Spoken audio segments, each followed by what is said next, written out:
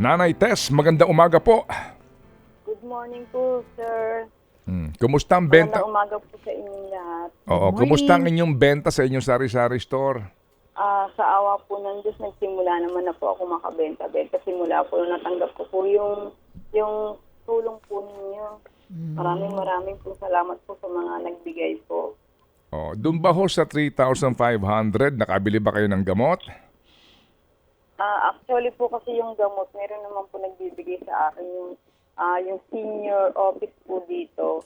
Dinadamayan na po ako ng hindi ko po ako senior. So, hindi po gaanong problema yung pang-maintenance ko dahil ang city government po naman kasi po ng Mandaluyong ay nagpo-provide po sa mga health center din po. Ay, salamat naman po kung gano'n, na may pakinabang tayo sa gobyerno. O sige, so sa ngayon po, Nanay Tess, no, itong 3,500 na inyo pong pinamili, oo, kung kayo po ang tatanungin, meron pa ho ba kayong dapat na ibinebenta dyan na mas tingin po ninyo ay kikita kayo? Ano pa ho bang kulang?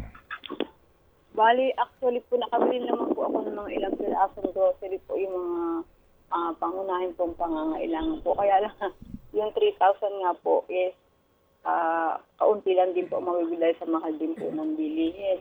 Pero okay naman po at titinda-tinda ko na rin po kahit pa paano yung naibigay po ninyo.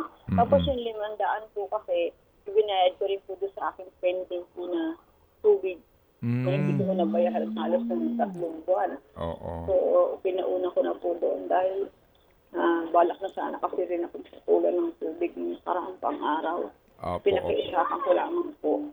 Oo. So, nung nakuha ko po agad yung pera, ay naibayad ko na po agad para po hindi naman po nakakahiya doon sa aking kinabitan ng tubig. Dahil kung nasunog po kami ay nawala na po ang lahat. Tubig, ilaw, pati nga po yung CR namin. Halos wala po talaga akong kahit ano dito nung kami po ay pinabalik po dito sa lote na nasunog po.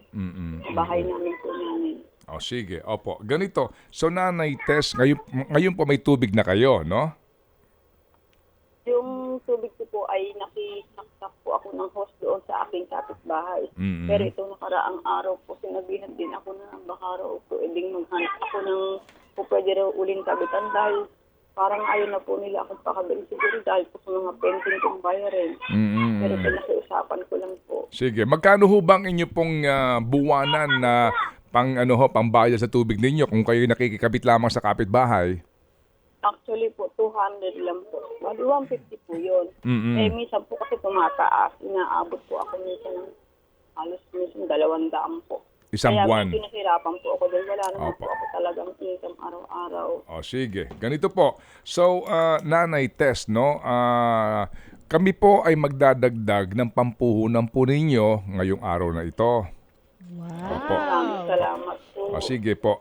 Kami po ay magdadagdag ng dagdag po 3,000 piso sa inyo ngayon. Okay? Thank you po talaga po. Opo. Sige. So, kayo na pong bahala doon sa inyo pong gusto pang bilhin para ho naman mas magkaroon po ng dagdag kayong maaari pagkakitaan dyan at inyo rin po masiguro na meron kayong tubig na sa inyo pangangailangan, Nanay, ha?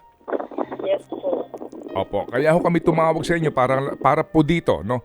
3,000, dagdag po ito, galing po ito kay Happy Dabawenyo at kay Happy K na nagtutulong-tulong din at humahanga din po sa sipag ninyo. Kahit na po kayo ay nasunugan na't lahat, na-stroke pa ho kayo, patuloy po kayo sa pagbangon dahil nga kami po'y sumasaludo din sa inyo pong pananampalataya na hindi po humuhupa sa gitna ng mga pagsubok natin sa buhay. Nanay?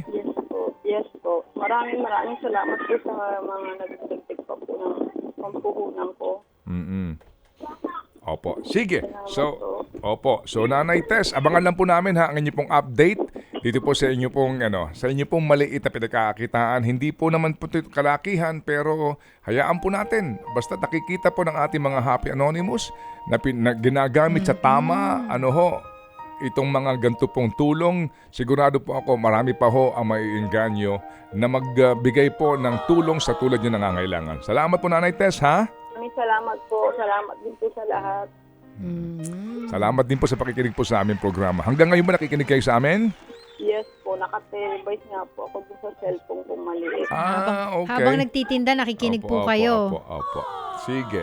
Salamat na marami po, Nanay Tess, at pagpalain po kayo ng Panginoon. Thank you so much. Si Nanay Tess Ganiron Nepomuceno ng Barangka, Mandaluyong. Ted Filon at DJ Chacha. Ngayon, nasa Radyo 5, 92.3 News FM. Monday to Friday, 6 to 10 a.m.